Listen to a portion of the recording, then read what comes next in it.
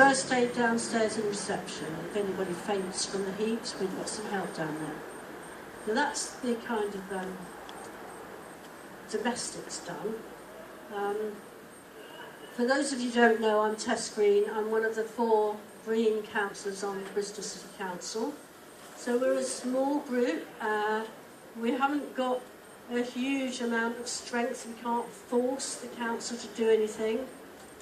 But especially since the mayoral system, we have used our influence quite a lot, and I think that's what we've been trying to do on this issue, but with less success than a lot of the issues we've taken up. So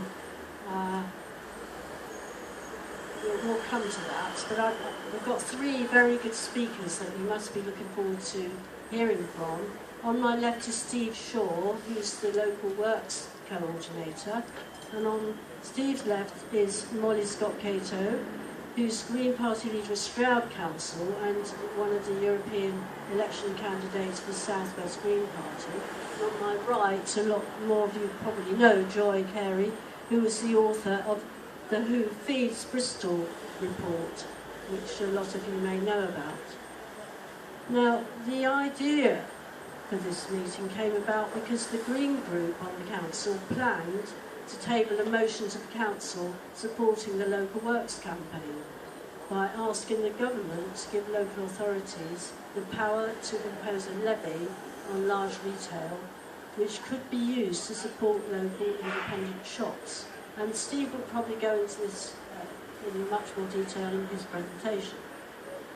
We expected our motion to actually be debated in the September council meeting, which is next week. But in the event, through a combination of things which we didn't really foresee, it made it to the top of the agenda in June. We weren't really very well prepared for that. And at the meeting, this motion was amended so that the proposal had to go to an inquiry event. And this inquiry event of the council is due to report to next week's council meeting. And unfortunately, the report recommends that our proposal should not be supported. And the reasons they've given for that are, one, and this is probably the biggest reason, that it coincides with a vote by local businesses on whether to renew the business improvement district in Broadwood. And we haven't really factored that in. A second reason is that it would cause a period of uncertainty because the application to government will take a long time to come to fruition. And during that time, councillors felt that it would inhibit investment in the city. And the third reason they gave was that seeking powers for a levy contradicts Bristol's aspiration to be an open city for business. So, obviously, we didn't get very far with our arguments because that's what they came up with at the inquiry day in spite of our best efforts. And we believe that this recommendation to the council next week will receive support from the other 3 parties, so whatever we try to do about it, it's not likely to be successful. So that's where we are. It's not where we want to be. We've blamed ourselves for not foreseeing the problem with the Broadmead bid, but I think it's pretty clear to us really that the whole idea faces problems in this city. And we hope that the meeting tonight is going to help to point the best way forward for us. So we've got our 3 speakers to help us, and I'll introduce them in turn to present their views. And then at the end of the 3 speakers' presentations, I'd like to turn it over to you for questions. And we could have a roving mic for this. I think that's probably better if you feel we do need a mic. And then after that, we'll have a bit of a debate. But we do plan to finish at 8:45, so I hope that's all right with everybody.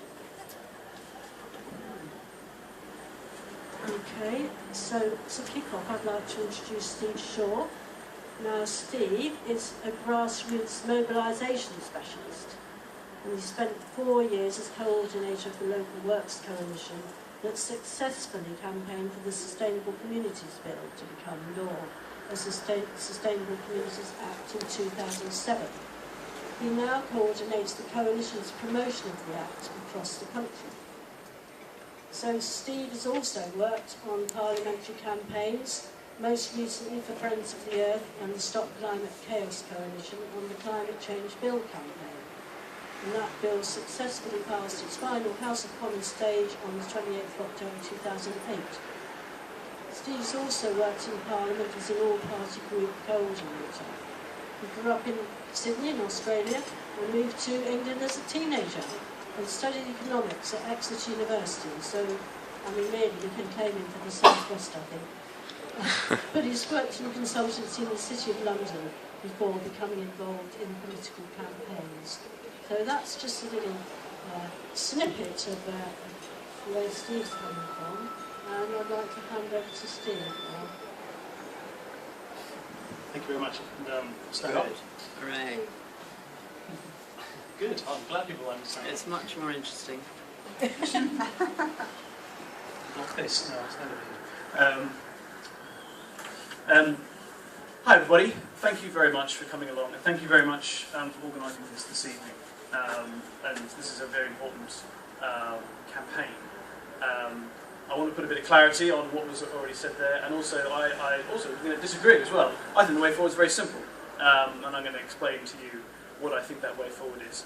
But first, to elaborate a little bit more on what I do now, you've heard a lot of my background there, some interesting personal details.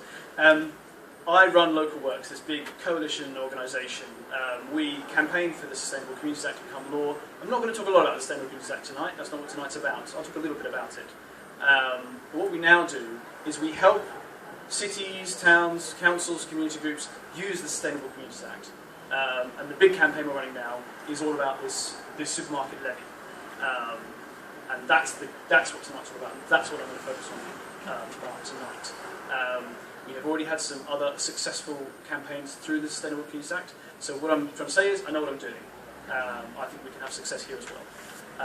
But you're going to have to, well, firstly listen to me and hopefully do what I say at the end. So that's me.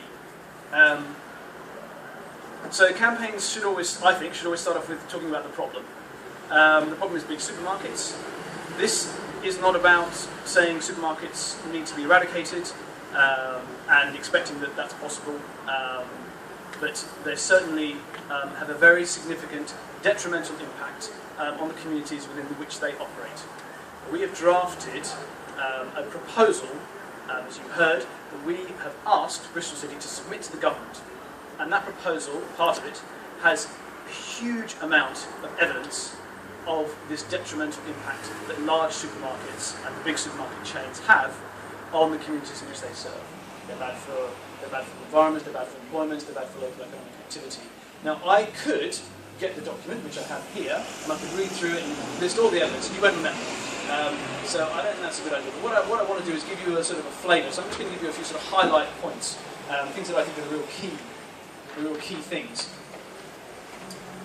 One statistic is that of all the money spent, every pound spent in any large supermarket, 95% of that money leaves the local economy for good.